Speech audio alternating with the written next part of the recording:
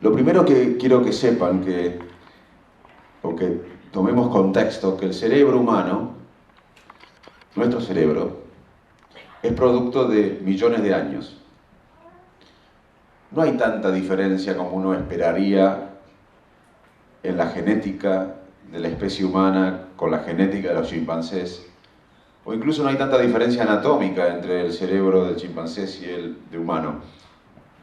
Obviamente que el cerebro humano es más grande, pero si uno ve las áreas, o hay áreas cerebrales similares, entonces si tenemos una genética no tan diferente con los chimpancés y tenemos un cerebro con ciertas áreas similares a los chimpancés, más allá de algunas diferencias, tanto en la genética como en la anatomía, ¿qué nos hace humanos?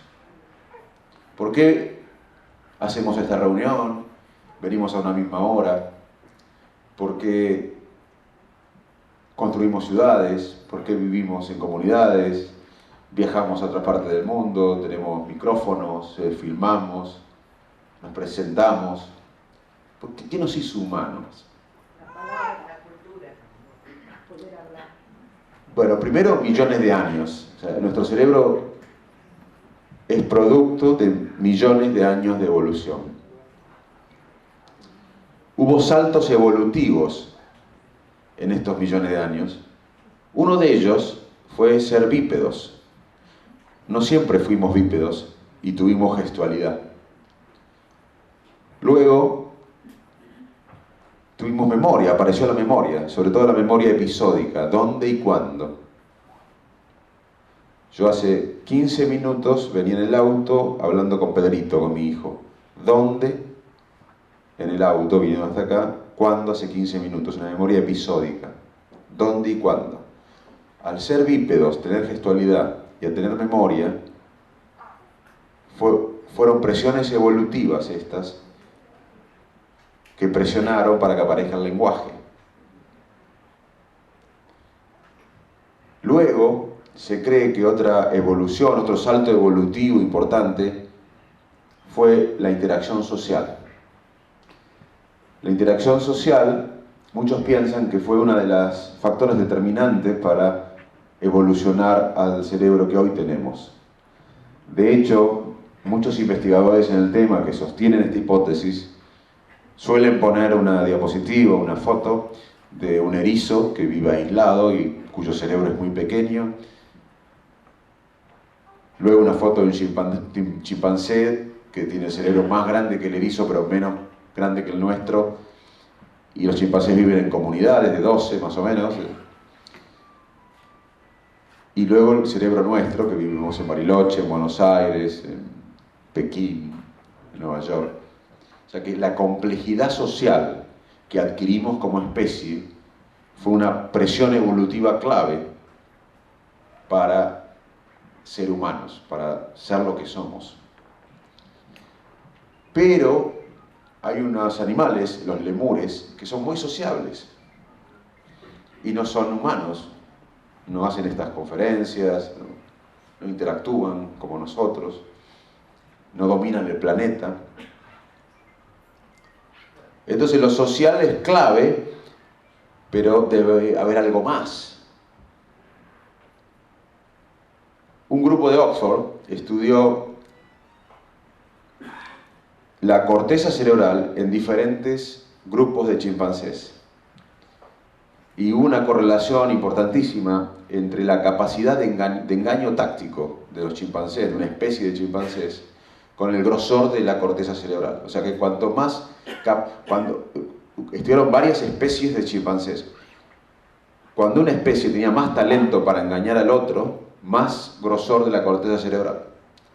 O sea que también somos humanos por la capacidad de engañar que adquirimos en la evolución al otro. Y de hecho la mentira es un dominio cognitivo normal. Todos mentimos, o explícitamente o por omisión. Si yo vengo en 4 meses y me encuentro con alguno de ustedes que tiene un familiar o un amigo que quieren ser médico o psicólogo en la Universidad Favaloro, donde yo soy rector, y tiene algún interés en estar en contacto conmigo, y yo tengo 15 kilos más, me dicen, qué bien que se te ve, Facundo. Todos mentimos, explícitamente o por omisión. De hecho, los autistas no mienten, los autistas son literales.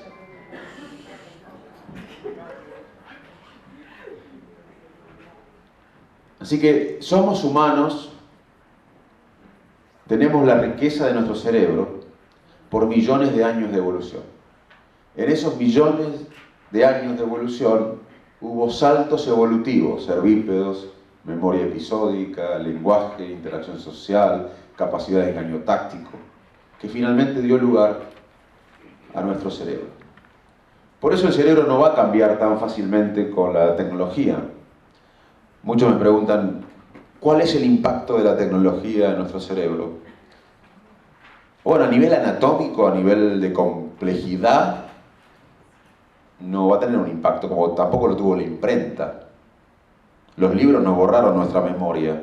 Cuando apareció la imprenta, el golpe fue tan importante como el que estamos viviendo ahora con la tecnología. O sea que no va a haber un tercer lóbulo cerebral o un nuevo lóbulo cerebral por Facebook. Lo que puede haber, o el impacto de la tecnología, lo tenemos que dividir en el cerebro en desarrollo, que es otro gran avance del estudio del cerebro, de la ciencia. Hoy sabemos que el cerebro humano termina de desarrollarse alrededor de los 20 o 25 años. Repito, el cerebro humano termina de desarrollarse entre la segunda y tercera década. Entonces, no sabemos el impacto de la tecnología en el cerebro en desarrollo, porque Internet debe tener 15 años en el dominio público y todavía se está estudiando el impacto de la tecnología, pero claramente a personas con tendencias, niños y adultos con tendencias ansiosas, compulsivas, obsesivas, estar todo el día conectado va a aumentar la conducta impulsiva, ansiosa, obsesiva. Pero no quiere decir que la tecnología inyecte ansiedad, compulsiones, obsesiones. A gente con tendencia obsesiva, ansiosa, compulsiva, va a chequear a ver si entran. ¿Qué quieren saber? ¿No? O agarra el celular y para ver si entran mensajes. En los niños, el tema es un poco más complicado porque si bien algunos videojuegos mejoran la atención y demás, los chicos tienen que volver a tener introspección, a aburrirse. Y hoy están todo el día conectados. Y paradójicamente, en muchos almuerzos uno ve que todo el mundo está juntos pero separados. Porque está todo el mundo con el celular conectado con Nueva Zelanda, pero separado del que tenemos al lado. O sea que paradójicamente la tecnología nos está alejando de la gente cercana a uno. Así que la tecnología es fantástica. Gracias a la tecnología vivimos más. Gracias a la tecnología hay gente que tiene mejor calidad de vida. Pero hay que tener cuidado con el impacto no anatómico, pero de calidad de vida de la tecnología, porque la multitarea, hacer muchas cosas a la vez, baja el rendimiento cognitivo. Kafka se sentaba 5 horas con un café y escribía un cuento que cambió quizás la literatura. Imagínense a Kafka hoy sentado con la Mac o con la computadora, con Twitter, diarios, emails, Facebook, mensajes de texto, WhatsApp, Twitter. Nos hubiésemos privado de los cuentos de Kafka. Así que la dispersión, la multitarea, baja el rendimiento cognitivo. La tecnología entonces es fantástica, pero hay que usarla en forma no adictiva, porque hay también adicción a Internet, adicción a la tecnología, que baja la calidad de vida, también produce estrés, ansiedad.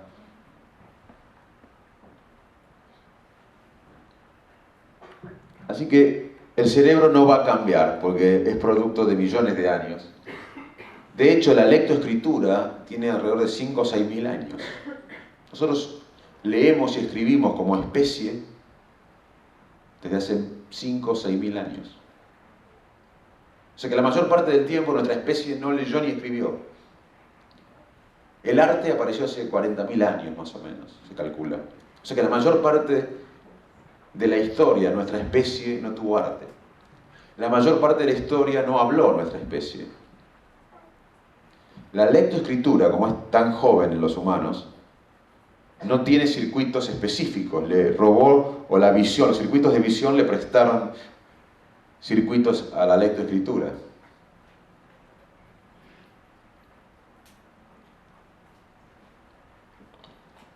¿Y qué hemos aprendido con la neurociencia? Bueno, muchísimas cosas, no voy a tener tiempo de comentarles. Lo que sí, les voy a comentar algunas cosas que yo creo importantes que ustedes sepan, pero también les voy a comentar qué son las neurociencias. Las neurociencias es una rama de la ciencia que estudia en forma multidisciplinaria el sistema nervioso, el cerebro. Y es multidisciplinaria porque hoy la neurociencia la estudian desde biólogos, matemáticos, químicos, físicos, neurólogos, psiquiatras, neurocirujanos, artistas, educadores, filósofos, etcétera, etcétera, etcétera. No está reducida a una disciplina. Y se estudia a varios niveles, desde el nivel molecular hasta el nivel de circuitos, al nivel de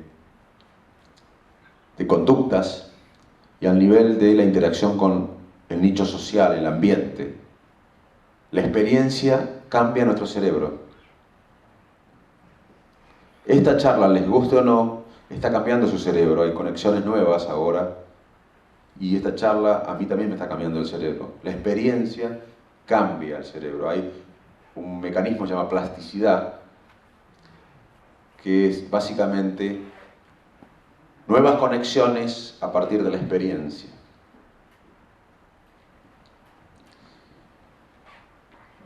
Así que la neurociencia es multidisciplinaria y se da a diferentes niveles, desde lo molecular hasta el nicho social, el ambiente.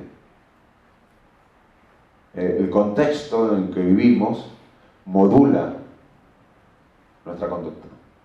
La conducta humana, de otra manera, es una interacción entre lo biológico, lo genético y el ambiente, el entorno. Así que la neurociencia sería limitada si no estudia al individuo con el contexto a donde vive, crece, madura. Hoy el conocimiento se genera en equipo, pero no solo en las neurociencias, tampoco en las ciencias duras solamente. Hoy inclusive en las ciencias humanas, las ciencias como la sociología, las ciencias políticas, el conocimiento se genera en equipo. El equipo expande la inteligencia individual. Si nosotros tenemos 3, 6, 7 personas y cada una tiene un coeficiente intelectual de 110, la suma de este coeficiente intelectual sería 770, pero si ese equipo de 7 personas logra trabajar en forma dinámica, positiva, creativa, el coeficiente de los 7 juntos es mucho más que la suma de las partes.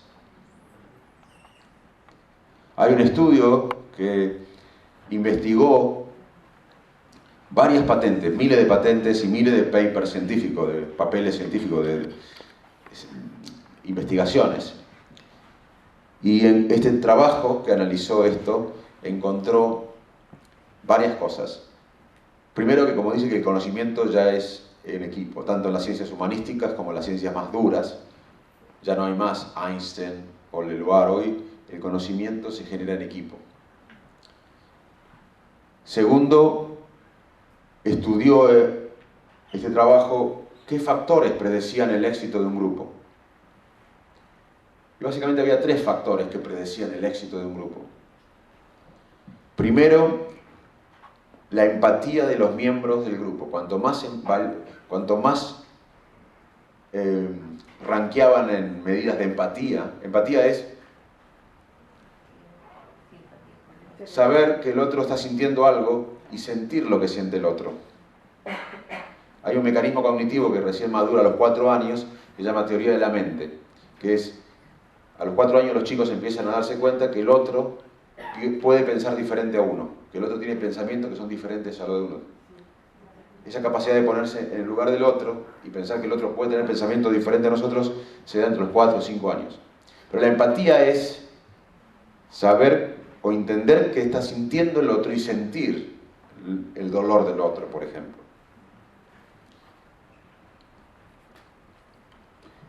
Esto es muy importante porque el liderazgo hoy muchas veces tiene que ver con empatía, con la interacción social y no tanto con el coeficiente intelectual.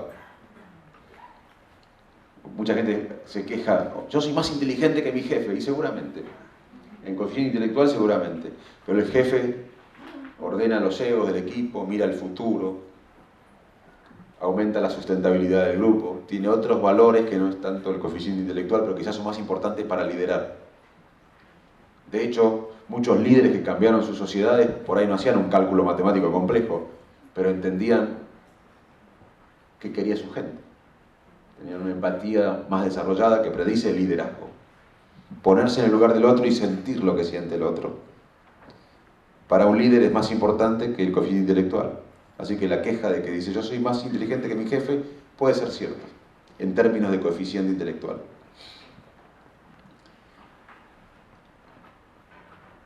El otro aspecto del grupo era que no haya, que predecía el éxito. El primero es que los miembros del grupo tengan más empatía. O sea, cuanto más empatía tienen los miembros del grupo, más probabilidad de que ese grupo funcione bien.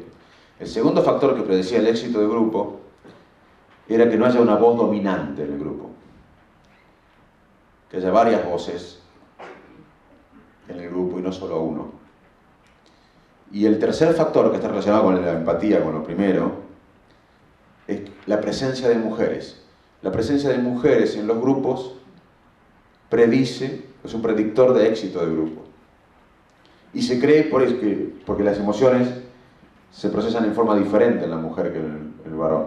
De paso le digo 2 cositas acerca de la diferencia entre el cerebro masculino y femenino, que es un tema muy investigado y que va a haber muchas nuevas investigaciones, pero todavía macroscópicamente no hay grandes diferencias, pero hay diferencias porque desde el útero, si el cerebro es masculino o femenino, el baño hormonal es diferente. Aparte, la mujer está preparada o tiene la experiencia de ser madre, de tener al bebé en su cuerpo, y como dije antes, la experiencia cambia nuestras conexiones. Imagínense tener la experiencia o vivir la experiencia de tener la posibilidad de ser madre o vivir la experiencia de ser madre.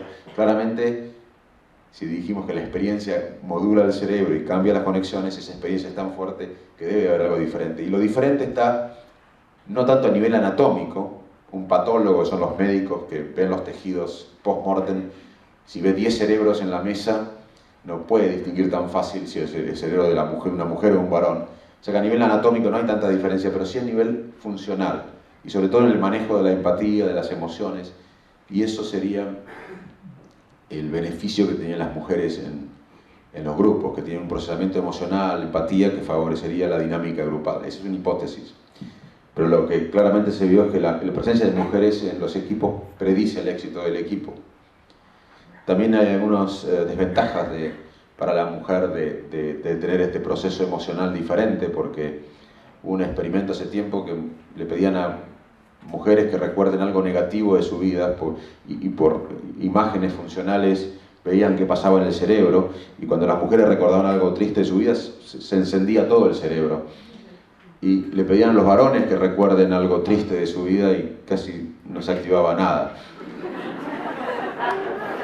De hecho, las mujeres tienen más depresión, la prevalencia de depresión es mayor en las mujeres, quizás tengan una diferencia en reevaluar los procesos negativos de la vida de las mujeres. O sea que, si bien hay beneficios del proceso emocional y empático diferente en las mujeres que los varones, hay beneficios para las mujeres, también hay desventajas, porque hay claramente una prevalencia mayor de depresión en las mujeres. Así que, volviendo a por qué conocemos más del cerebro en las últimas décadas que en toda la historia de la humanidad, bueno, uno es porque trabajamos en equipo, porque hay miles de investigadores, acá en Bariloche hay gente muy inteligente, estudiando diferentes aspectos moleculares o de pacientes en el cerebro, También hay mucha plata en todo el mundo. Obama, el presidente Obama el año pasado puso las neurociencias como prioridad de la ciencia. Como dijo él, como Kennedy se propuso ir a la luna, yo quiero estudiar, o que Estados Unidos ponga como prioridad la neurociencia y entender la dinámica cerebral, los circuitos cerebrales in vivo. O sea que Europa hizo lo mismo, tiene un gran proyecto europeo y también China, o sea que hay más plata, hay más investigadores, como dije, hay más equipo y hay más tecnología, la genética, las imágenes. Todo esto ha contribuido a que en las últimas décadas hayamos aprendido más sobre nuestro cerebro que en millones de años. En solo unas décadas, 8 o 9 décadas, aprendimos más sobre el cerebro que en millones de años. ¿Por qué también pasó esto? Y bueno, porque por mucho tiempo, por miles de años, nuestra especie estuvo solamente concentrada en sobrevivir. Cuando logramos, gran parte de la sociedad, sobrevivir, empezamos a pensar quiénes somos, qué hacemos. Y las neurociencias estudian las preguntas que desde siempre la civilización occidental tuvo. El libre albedrío, ¿tenemos libre albedrío? La conciencia, la memoria, la inteligencia. Estas preguntas no son nuevas. Las preguntas que hace la neurociencia no son nuevas. Desde siempre la civilización occidental se preguntó esto, pero antes estas preguntas estaban siendo abordadas por filósofos, por líderes religiosos o por científicos aislados, como Freud, que era neurólogo. Hoy, estas preguntas están siendo abordadas desde las neurociencias, que no vienen a reemplazar mucho del conocimiento previo, vienen a aportar.